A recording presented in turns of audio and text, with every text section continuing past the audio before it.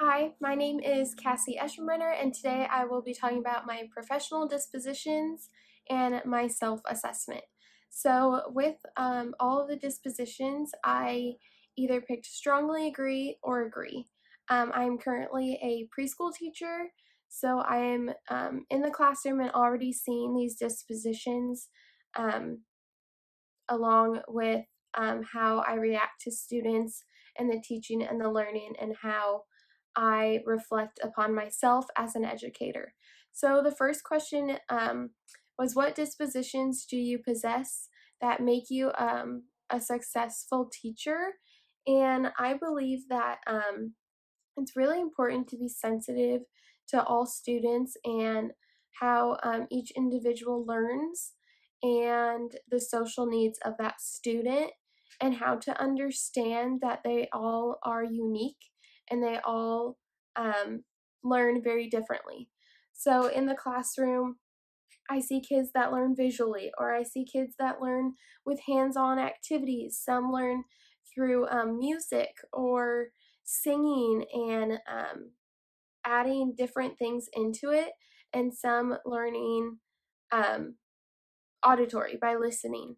So with that, I have to be unique and I have to show um, each student that they learn differently.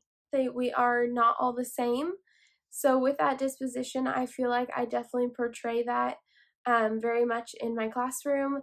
And each student is definitely different, and we all learn different ways, especially in the preschool age. We learn through play, or we learn through talking to one-on-one with a teacher and a student, or we learn on the playground. We learn very different ways.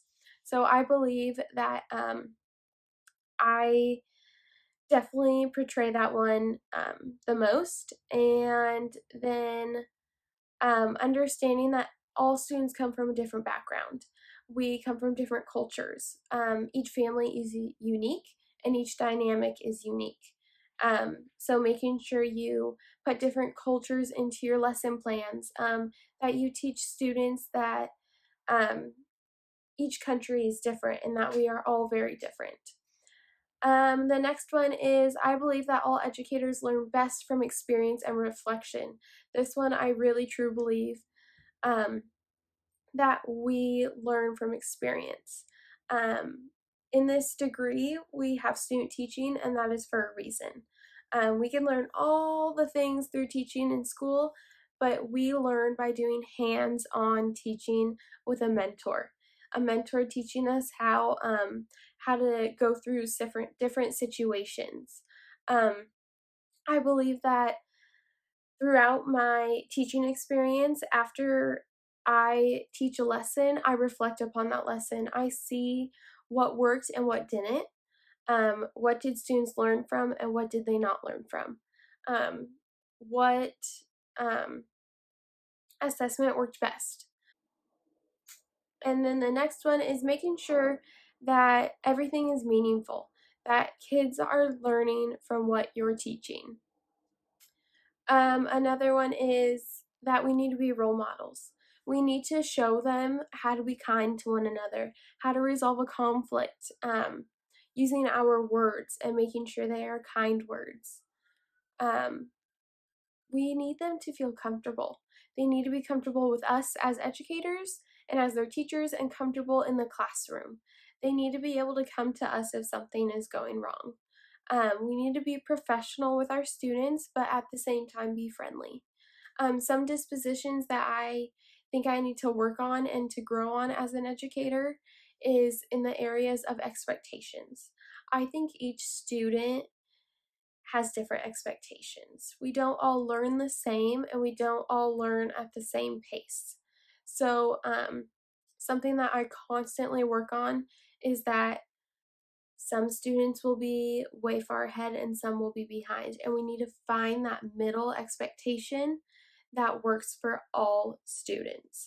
So I definitely constantly work on that, and work on that every student learns differently. Something else that I need to work on for myself is we need to be fair to each child in our classroom. I believe that each child, because they're different and some act a different way, some have different behavior issues, but in the end, you need to be fair and you need to be kind to each student. Being fair with assessments. This one can also be hard because they learn different ways. Some assessments might be harder than for others. So making sure that I know that the students will learn from what I am teaching them and to be fair to all of them. Another one is to support curiosity. Sometimes I get so caught up with, oh, we have to teach this, this has to be the standard. But especially in the preschool age, they need to be curious. They need to go outside, they need to play with the leaves, they need to look at the sky, they need to feel, they need to know the weather, they need to feel things, physically touch. Worksheets are not going to help preschoolers. They need hands on activities that they are going to learn from.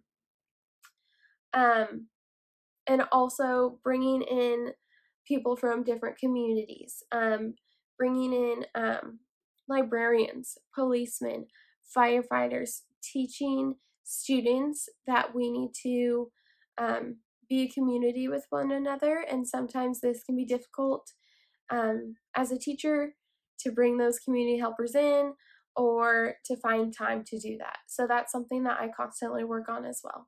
And the last question is, what does a professional educator look like and how do they behave? What standards guide their thinking and actions? A professional educator looks kind. I think you can really look at a person and know that they're kind. They have a soft heart. Um, they're sensitive to all students. Um, and I believe that we show awareness of others. We show others how to be kind and how to act as students. So I believe that it doesn't always really look based on what we wear or how we present ourselves. That definitely means something, but I think educators look a certain way on the inside, if that makes sense. What standards guide their thinking and actions? Me personally, my thinking and actions are based on teaching my students how to learn and how to love learning. So my thinking will always be, how will students react to this activity? Will they take something home from this? Will they learn something from this? Um, all of my professional dispositions and my self-assessment was based on how I react to learning and teaching in my classroom. Thank you very much, and that is it.